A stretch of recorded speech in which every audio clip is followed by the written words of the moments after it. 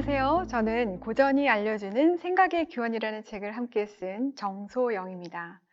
고전이 알려주는 생각의 기원이라는 책은 21세기 오늘을 살고 있는 현대인의 생각이 우리 스스로 만들어낸 것이 아니라 어떤 기원이 있고 출처가 있다는 것을 말하고 있는 책입니다. 그리고 그러한 생각을 세계관이란 단어로 표현하고 있습니다. 여러분 혹시 오늘날 우리가 당연한 상식이라고 알고 믿고 있는 생각들이 어디서 비롯되었는지 생각해 본 적이 있으세요? 여러분이 느끼든 느끼지 못하든 지금 우리가 살고 있는 시대의 철학, 경제학, 과학, 심리학 이런 학문들과 트렌드의 대부분을 주도하는 생각들은 어떤 관점, 즉 세계관에 기반하고 있습니다. 그러면 이 시대를 주름잡고 있는 생각, 세계관은 무엇일까요? 물질 만능주의, 과학 만능주의, 외모 지상주의일까요?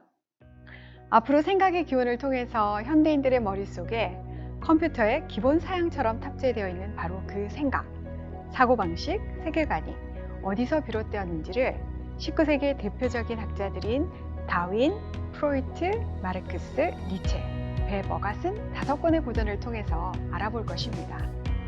물론 성경이 그 생각들에 대해 무엇이라고 말씀하시는지를 알고 그것을 실제 삶에 적용하는 것이 우리의 최대 관심사입니다.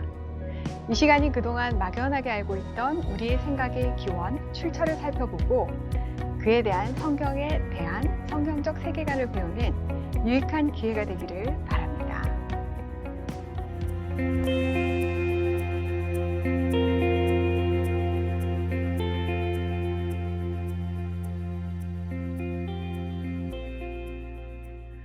오늘의 주인공은 찰스 다윈의 종의 기원입니다.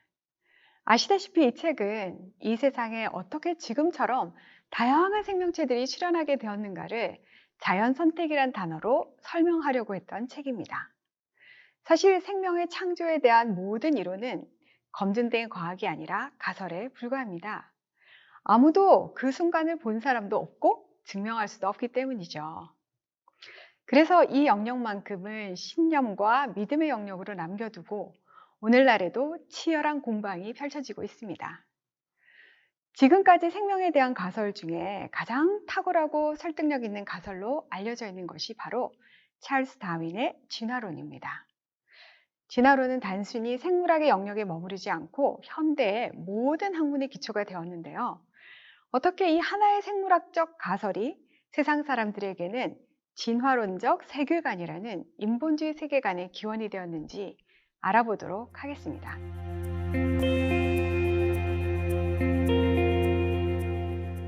종의 기원은 세계 과학자들이 이 지구상에서 가장 중요한 과학책이라고 꼽는 고전 중의 고전입니다. 그런데 찰스 다윈은 왜 종의 기원, 생명의 시작에 관심을 갖게 되었을까요? 다윈이 살았던 1800년대 유럽은 근대의 길목에 서 있었습니다.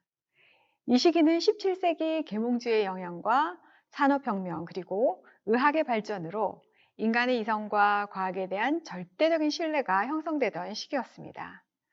그와 동시에 끊임없는 종교 전쟁과 성직자들의 부정부패로 유럽인들은 점점 종교, 즉 기독교에 대한 신뢰를 잃기 시작했습니다. 하나님을 떠나는 것이 지적이고 앞서 나가는 사람으로 인식되던 시대가 열리게 된 것이죠. 이런 시대적인 분위기 속에서 성장한 다윈은 생명 현상에도 이론으로 설명할 수 있는 과학적인 법칙이 있을 것이라고 믿고 그것을 발견해내려고 했었습니다. 비글호의 여행은 그에게 이러한 연구를 할 수 있는 일생일대의 기회를 주었죠. 그 결과 그는 인류 역사상 처음으로 하나님을 배제하고도 가장 그럴듯한 생명에 대한 가설을 만들어내는 데 성공했습니다.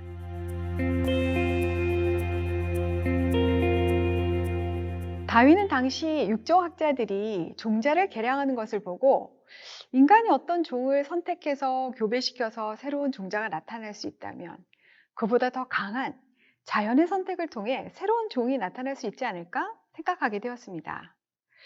어떤 한 종에서 우연히 변이가 생기고 이 변이가 오랜 시간 점진적으로 쌓이게 되면 언젠가는 완전히 새로운 종으로 분화될 것이라고 예측하게 된 거죠. 이 과정에서 생존 경쟁이 일어나는데 환경에 가장 잘 적응하는 변이, 즉 최적자가 생존하는 방식으로 자연의 선택이 이루어지게 된다는 것입니다. 이러한 다윈의 이론은 인간 사회에도 적용이 되어 인간을 역시 다른 동식물과 마찬가지로 자연 선택의 대상에 불과하며 생존 경쟁을 통해서 최적자가 생존하는 방식으로 사회가 변해갈 것이라는 것이 진화론적 세계관의 기초가 되었습니다.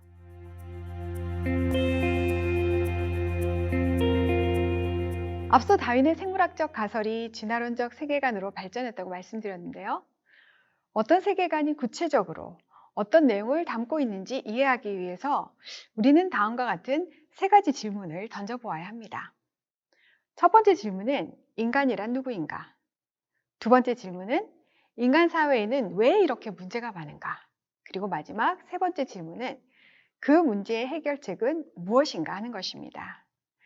여기에 대해 어떤 대답을 하느냐에 따라 여러 가지 세계관들이 갈려 나오게 됩니다. 그러면 다윈의 진화론에 뿌리를 둔 진화론적 세계관은 이 질문에 대해 어떻게 대답하고 있을까요? 첫째, 인간은 물질적, 현세적, 자연적 존재이다. 둘째, 그런데 인간 사회는 있지도 않은 하나님, 신, 영혼, 천국 같은 영적인 것, 초월적인 것, 초자연적인 것에 대한 믿음 때문에 이런 어리석음을 갖게 되었고 인간의 자유가 방해를 받게 되었다. 그리고 이러한 무지와 억압이 인간의 진화를 방해하여 문제가 발생한다. 셋째, 그러니 이런 어리석은 생각들을 없애고 과학과 이성의 힘으로 인간의 진화를 극대화하면 모든 문제를 해결할 수 있다고 말입니다. 너무 단순화해서 말하고 있지만 핵심은 유물론, 과학주의, 유토피아주의라고 말할 수 있습니다. 그런데 이것은 성경 말씀의 바탕을 둔 성경적 세계관과는 너무도 다릅니다.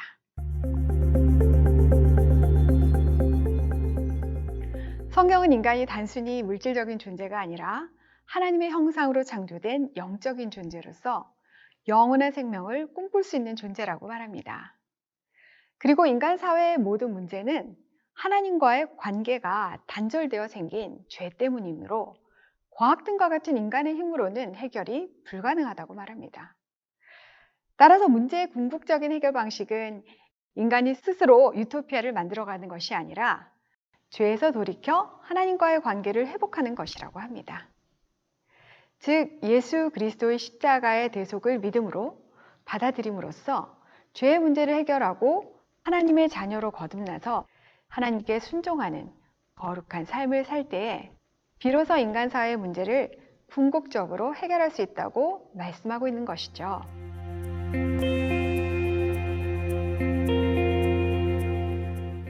진화론적 세계관은 인간에게 생존 경쟁, 적자 생존, 자연 선택과 같은 개념을 적용합니다. 그래서 인간 세상에서도 살아남기 위해 서로 경쟁해야 하고 이 결과 가장 쓸모있고 유능한 사람들이 선택되며 그들에 의해서 인간 사회의 진화와 발전이 이루어져야 한다고 말합니다. 이러한 생각은 인간을 동물과 같다고 생각하고 한 사람 한 사람의 고유한 성품과 능력을 고려하기보다는 집단적으로 진화하고 있는 하나의 종이라고 인식합니다. 그래서 개인의 존엄성보다 사회 전체 이익을 위해 불필요하고 무능한 개인을 사회에서 배제시키거나 낙오당하는 것을 당연하게 여기게 합니다. 20세기 역사상 가장 끔찍했던 나치의 유태인 대학살이라든지 무생학을 통해서 인종 개량을 원했던 과학자들이 나타나게 된 배경이 되기도 했죠. 그러나 성경은 한 사람이 천하보다 더 귀하다고 말씀하고 계십니다. 그 한 사람 안에 하나님의 형상이 들어있기 때문입니다. 인류의 역사상 대단한 위용과 업적을 남겼던 문명과 제국이 무너지고 지구상에서 흔적도 없이 사라질지라도 한 인간의 생명은 결코 사라지지 않고 영원을 향해 나아갑니다.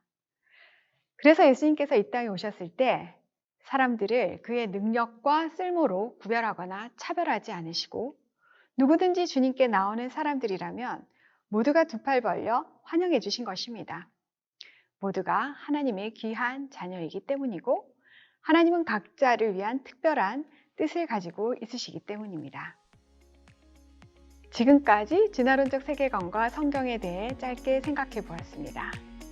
다음 시간에는 정신분석학자이자 의사인 프로이트의 저서 꿈의 해석을 통해 그의 사상이 담고 있는 세계관은 무엇인지, 그리고 성경은 그것에 대해 무엇이라 말씀하시는지 함께 알아보겠습니다. 오늘 첫 시간 관심을 가지고 시청해 주신 여러분 고맙습니다.